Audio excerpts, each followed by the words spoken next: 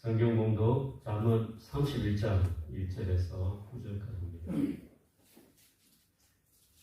구약 946쪽 정도 있는 것 같습니다. 잠언 31장 1절에서 9절 제가 한 절 읽고 한 절 읽으신 후에 마지막 9절 함께 읽겠습니다. 르무엘 왕이 말씀한 바 곧 그의 어머니가 그를 훈계한 잠언이라. 내가 무엇을 말하랴 내 생에서나 내가 무엇을 말하랴 소원대로 얻으나가 내가 무엇을 말하랴. 내 힘을 여자들에게 쓰지 말며 왕들을 멸망시키는 일을 행하지 말지어다.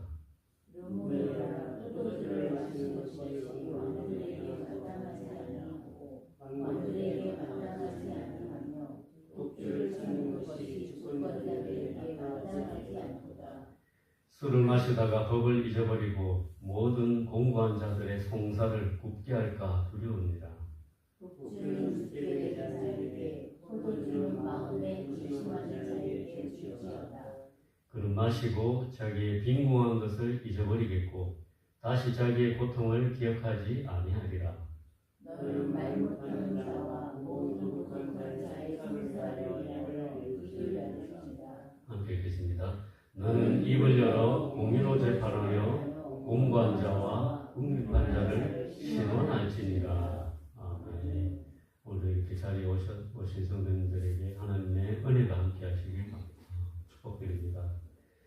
어떤 때는 이제 하늘의 창이 열린 듯이 비가 쏟아지고 어떤 날에는 태양이 이글거리는 그런 날들로 인해서 지치기 쉬운 계절이 되었습니다. 좀 또한 늘 건강하시길 바랍니다. 예나 지금이나 우리나라는 자녀 교육에 관심이 많은 나라입니다. 얼마나 자녀 교육에 관심이 많은지 세계적인 통계에서 상위권에 속할 정도로 자녀 교육에 대한 열의가 대단한 나라입니다. 오늘 말씀에도 한 어머니가 나오는데 그녀는 자식을 교육하기 위해 온 열정을 쏟아부었고 그 결과 성경에 그녀의 교육열이 나타나게 되었습니다. 바로 그 여혈 어머니는 솔로몬의 어머니인 밧세바였습니다. 그런데 성경에는 많지는 않지만 여성들이 나오는데 오늘 나오는 밧세바라는 여인은 사울과 다윗을 왕으로 세웠던 사무엘 선지자의 어머니 한나와 비교가 되는 여인이었습니다. 한나는 처음에 아들을 가지지 못했던 여인이었습니다. 그것이 한이 되어서 성전에서 눈물로 기도했던 여인이었고 또 나중에 하나님께 소원 기도를 드린 후에 아들을 갖게 되었고 또 서원한 대로 사무엘을 하나님께 드린 믿음의 여인이었습니다.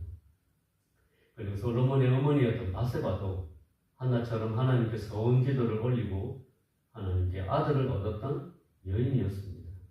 그런데 오늘 나오는 솔로몬의 어머니 밧세바는 한나와는 좀 결이 다른 여인이었습니다. 그녀는 원래 다윗이 아니라 다른 남편이 있던 기혼녀였습니다.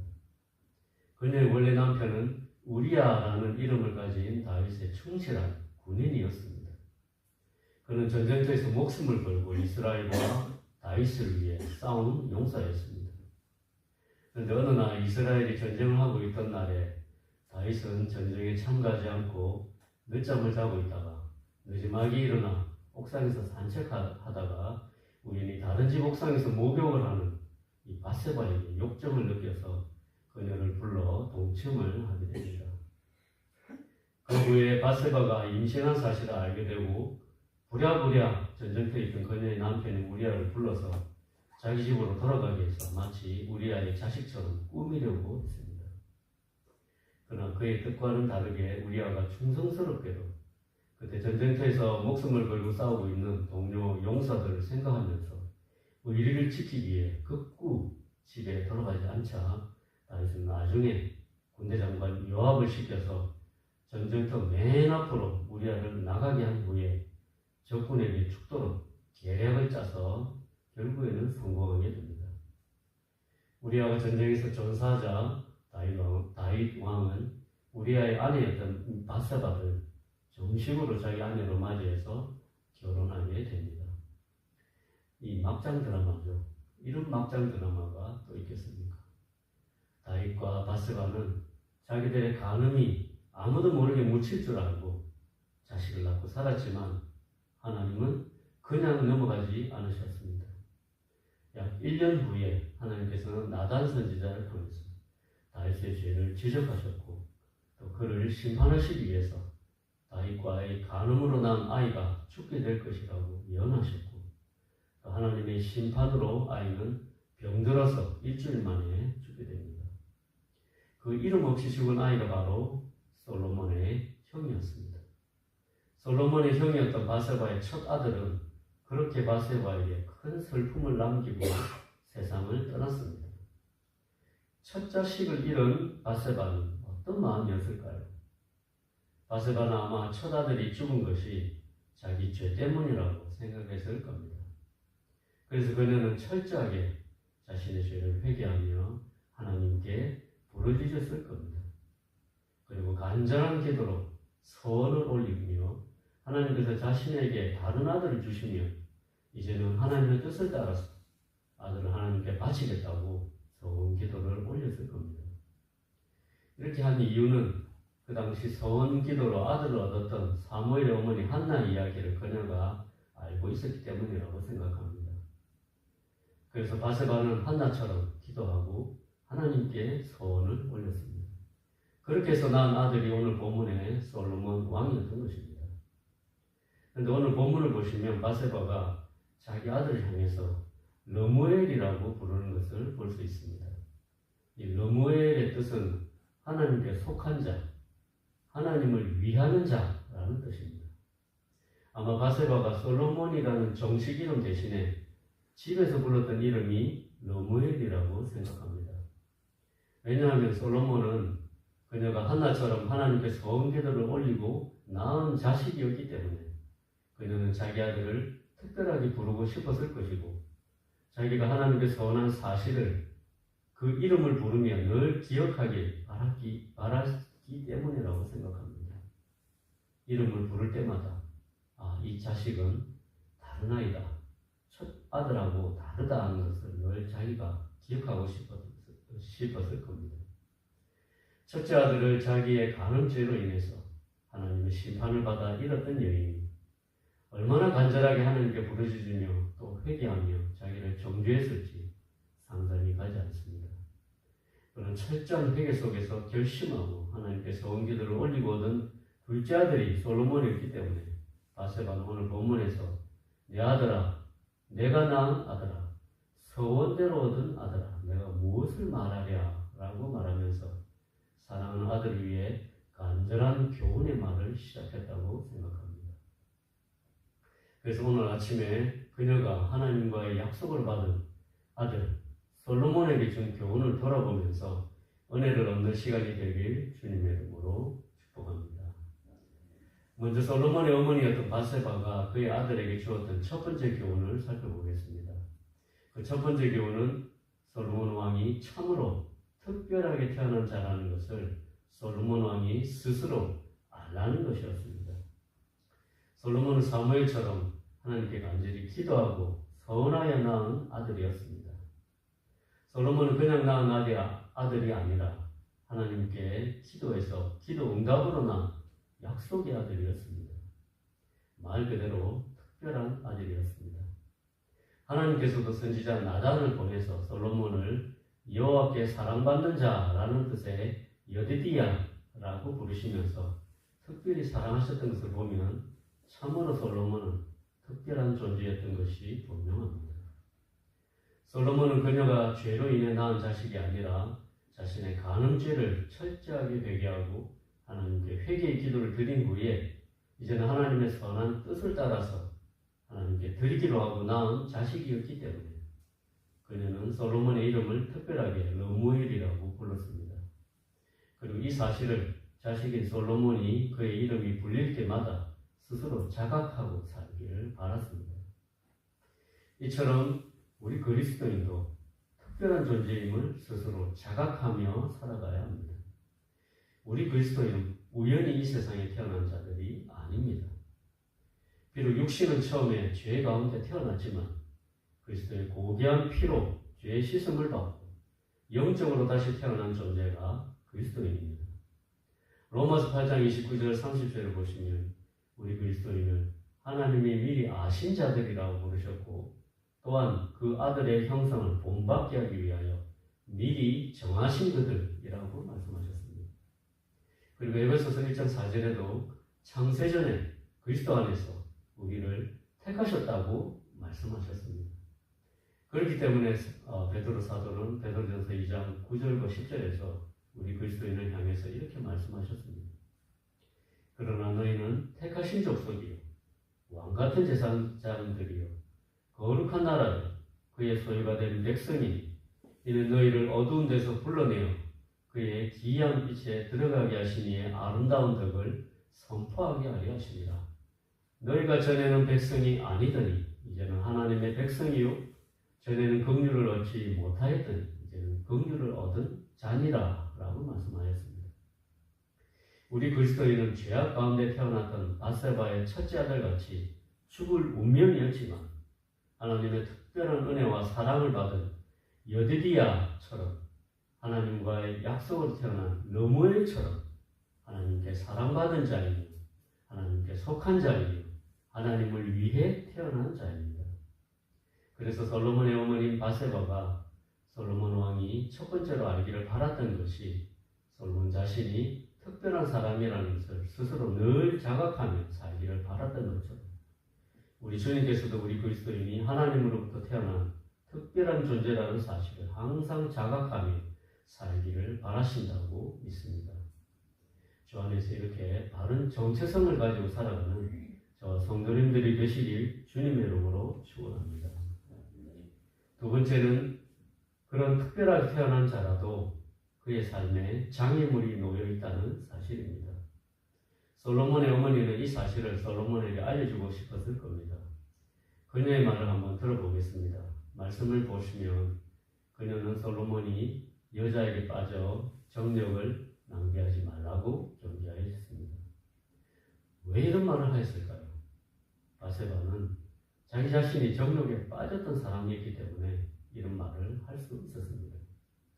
그녀는 분명 유부녀였지만 다윗이라는 절대 권력 앞에서 한 남편의 아내로서의 의리도 정도도 저버리고 또 하나님의 율법의 거룩함도 저버리고 그리고 초라한 남편도 버리고 여왕이 되었기 때문입니다.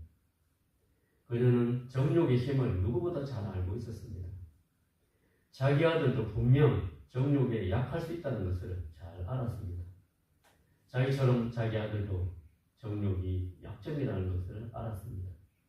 그래서 솔로몬의 어머니 바세바는 자기 아들에게 여자들에게 내 힘을 쓰지 말라고 당부했다고 생각합니다. 그러나 안타깝게도 솔로몬은 어머니가 전해주었던 그의 약점을 망각하고 말았습니다. 열왕기상 11장을 보면 왕은 후궁이 700명이요 첩이 300명이라는 말씀이 나옵니다. 거의 1000명의 여인을 아내로 거느리고 있었다는 말입니다.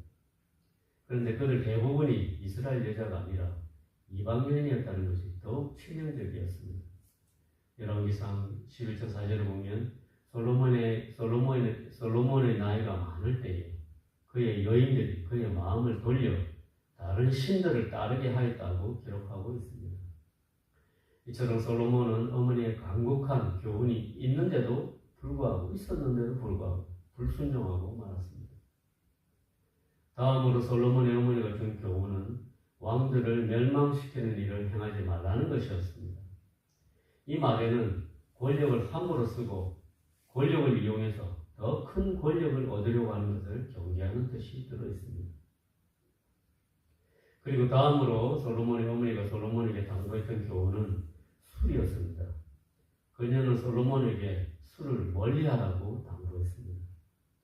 술에 취하면 공정한 판단을 내릴 수 없고 이로 인해서 억울한 사람을 외면할 수 있다고 경고했습니다. 특히 지도자의 자리에 있는 사람은 절제와 맑은 정신을 유지해야 하는데 솔로몬의 어머니는 술을 멀리하라고 말하며 왕의 책임을 강조하였던 것입니다. 그런데 그 당시 이스라엘 사회에서는 포도주가 음료였습니다. 일상에서 늘 마시던 것이었습니다. 하지만 그런 음료조차도 솔로몬의 어머니는 지도자가 주의해야 할 것으로 삼았습니다. 그런 작은 음료에 주의하지 않으면 나아가 더 독한 술을 찾는 자가 될 가능성이 있기 때문이었습니다. 처음에는 술이 음료였지만 점점 술에 빠져서 더 강한 독주를 찾게 되고 결국 술의 종이 되어서 판단력이 흐려지는 것입니다. 지금까지 솔로몬의 어머니 바세바가 르무엘에게 경계한 것을 살펴보았습니다. 그녀가 경계한 것은 여자와 권력과 술이었습니다. 여자와 권력과 술에는 지도자를 타락으로 몰아갈 수 있는 힘이 있다는 것을 솔로몬의 어머니는 알고 있었습니다. 그런데 더 심각한 것은 지도자의 타락은 한 개인의 앙탕으로 끝나지 않는다는 것입니다. 지도자의 타락은 공동체 전체를 해하는 중대한 범죄가 된다는 것이었습니다. 그래서 솔로몬의 어머니 바세바는 그의 아들 르무엘에게 그의 인생의 장애물이 무엇인지 알려주면서 절제하는 지도자가 되라고 당부하였던 것입니다. 우리 그리스도인도 다르지 않습니다. 믿음의 길을 걸어갈 때 하나님의 말씀으로 거듭난 우리는 성장을 이루기 위해 필요한 것이 바로 절제라는 것입니다. 베드로후서 1장 6절을 보시면 그러므로 너희가 더욱 힘써 너희 믿음의 덕의 지식의 절제를, 절제의 인내의 경건의 형제의 우애에 사랑을 더하라 라고 베드로 사도가 말씀하면서 절제의 덕목을 넣은 것을 보면 알 수 있습니다. 절제를 먼저 알아야 절제할 수 있습니다. 제가 예전에 즐겨 먹던 음식이 제 몸에 안 좋다는 사실을 뒤늦게 알게 되었을 때 비록 좋아하던 음식이었지만 절제할 수 있었습니다. 그리고 군인들이 진정한 군인이 되기 위해서 먼저 신병 교육대에서 배운 후에 진정한 군인의 길을 가듯이 말씀을 배워야 절제할 수 있습니다. 절제는 힘듭니다. 또 넘어질 때도 있습니다. 그런 넘어짐 속에서도 낙심하지 않고 절제의 길을 계속 가려면 인내가 필요합니다. 솔로몬의 어머니 바세바는 이처럼 하나님의 특별한 뜻을 가지고 태어난 아들이 하나님의 뜻을 따라 살아가는 삶에 장애물이 나타날 것을 미리 알고 솔로몬이 쉽게 넘어질 수 있는 영역을 알려주면서 절제할 것을 강조하였습니다. 마지막으로 솔로몬의 어머니가 자기 아들에게 들려준 교훈은 바로 약자를 돌보는 왕이 되라는 것이었습니다. 왕의 권력은 자기 유익을 위해서 쓰는 것이 아니라 억울한 자, 도움이 필요한 자, 가난한 자를 위해 사용해야 한다고 교훈하였습니다. 본문에는 억울한 자, 도움이 필요한 자, 가난한 자를 말 못하는 자, 모든 고독한 자라고 표현하고 있습니다. 말 못하는 자는 왜 말을 못할까요? 권력에 짓눌려 두렵기 때문에 말을 못하는 것입니다. 알아도 할 말이 있어도 말을 못하는 것입니다. 그들은 억울한 일이 있어도 입을 다물고 있는 사람들입니다. 이런 사람이 약자입니다. 모든 고독한 자는 왜 고독할까요? 자기 주위에 아무도 없기 때문입니다. 자기를 도와줄 아무런 손길이 없는 자입니다. 이런 사람들이 약자입니다. 솔로몬의 어머니는 그런 약자를 위해서 권력을 바르게 사용할 것을 당부한 것입니다. 솔로몬 왕이 약자를 위하여 정의를 실현하고 공의를 세울 것을 당부하였습니다. 우리 그리스도인에게 정의나 공의는 무엇입니까? 성경은 모든 사람이 죄인이라고 선포하고 있습니다. 그래서 이 세상에서 유일하게 공의로운 분은 오직 한 분뿐이십니다. 그래서 성경은 하나님만이 공의로우시다고 선포하고 있습니다. 그런데 의인이 하나도 없는 이 세상에 하나님의 공의가 어떻게 세워질 수 있을까요? 바로 한 분 예수 그리스도로 인해서 세워질 수 있습니다. 예수 그리스도를 통해서만이 참된 의가 세워질 수 있습니다. 예수 그리스도를 통해 세워진 의가 하나님의 의이며 이것이 온 세상을 향한 하나님의 공의입니다. 그래서 이 공의가 우리의 구원이 되는 것입니다. 하나님의 공의는 예수 그리스도를 통하여 우리를 향하신 하나님의 구원 계획이며 이것이 하나님의 의이며 공의입니다. 솔로몬의 어머니 바세바는 솔로몬을 통해서 공의와 정의가 행해지기를 소원했습니다. 그처럼 하나님께서도 예수 그리스도를 통해서 우리 그리스도인들이 이 땅에 공의와 정의를 선포하기를 소원하고 계십니다. 주님께서는 예수 그리스도의 피값으로 사신 우리 그리스도인들이 하나님의 공의를 이 땅에 선포하고 하나님의 공의가 이 땅에 세워지길 바라고 계십니다. 오늘 주님께서는 솔로몬의 어머니를 통해서 우리에게 교훈을 주십니다. 우리 그리스도인은 하나님께 은혜를 입은 여디디아입니다. 그리고 우리 그리스도인은 하나님을 위해 택함을 받은 르무엘입니다. 또한 하나님을 위해 우리가 해야 할 일은 하나님의 공의를 이 땅에 선포하는 것입니다.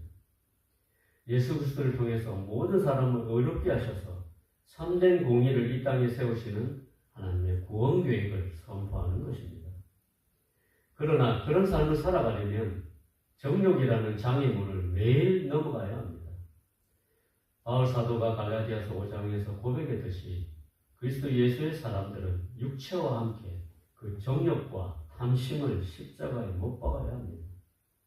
우리 각자에게는 모두 약점이 있습니다. 사단은 그것을 너무나 잘 알고 있습니다. 그렇기 때문에 우리는 우리 약점을 알고 절제하며 균형 있는 삶을 살아가야 합니다. 오늘 아침에 솔로몬의 어머니가 사랑하는 아들을 위해서 간절한 마음으로 들려준 교훈을 들었습니다. 저와 성도님들도 하나님 아버지께서 사랑의 마음으로 우리에게 들려주시는 간절한 경계의 말씀을 깨닫고 순종하며 오늘도 살아가시기 주님의 이름으로 축원드립니다. 함께 기도하시겠습니다. 하나님 아버지, 죄악 가운데 태어나서 죄를 지으면서 영원한 심판의 자리에 나아갈 수밖에 없던 우리와 우리의 죄를 그리스도의 귀하신 피로 용서해 주시고 이제는 주님의 나라와 의를 위해 살아가도록 날마다 교훈해 주시니 감사합니다. 사랑하는 아버지께서 매일 말씀을 통해 들려주시는 교훈을 잘 깨닫고 순종하며 살아가는 착한 하나님의 자녀가 되게 하여 주시옵소서.